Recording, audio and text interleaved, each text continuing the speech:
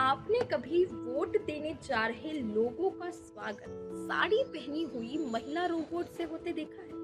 पुडुचेरी में ऐसा ही हुआ है। आज हम आपको दिखाने जा रहे हैं एक ऐसी अनोखी तस्वीर जो लोकतंत्र को नए और आधुनिक अंदाज में पेश करती है। दक्षिण भारत के केंद्र शासित प्रदेश पुडुचेरी में इस बार विधानसभा चुनाव के दौरान एक खास पहल देखने को मिली। यहाँ मतदान केंद्रों पर वोटर्स का स्वागत किसी इंसान ने नहीं बल्कि एक महिला रोबोट ने किया। जी हाँ, आपने बिल्कुल सही सुना।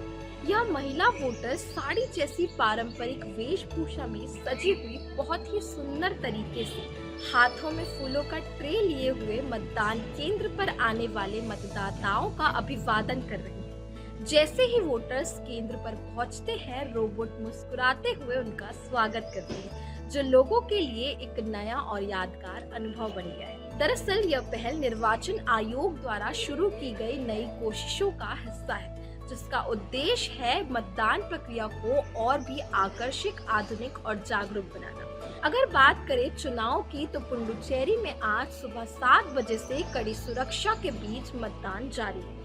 इस चुनाव में करीब 9.50 लाख मतदान अपने मताधिकारी का प्रयोग कर रहे हैं और एनडीए तथा इंडिया गठबंधन के बीच सीधा मुकाबला देखने को मिल रहा है। आप स्क्रीन पर देख सकते हैं कैसे ये रोबोट वोटर्स का स्वागत कर रही है। लोग भी इस अनोखी पहल को देखकर हैरान और खुश नजर आ रहे हैं। इस पहल से साफ है कि अब चुनाव सिर्फ एक प्रक्रिया नहीं बल्कि एक अनुभव बनता जा रहा है।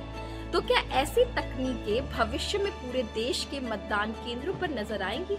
यह देखना दिलचस्प होगा। आप इस पहल के बारे में क्या कुछ कहना चाहेंगे, हमें कमेंट करके जरूर बताएं और ऐसे ही अन्य जानकारियों के लिए बने रहे सीजी भास्कर के साथ। धन्यवाद।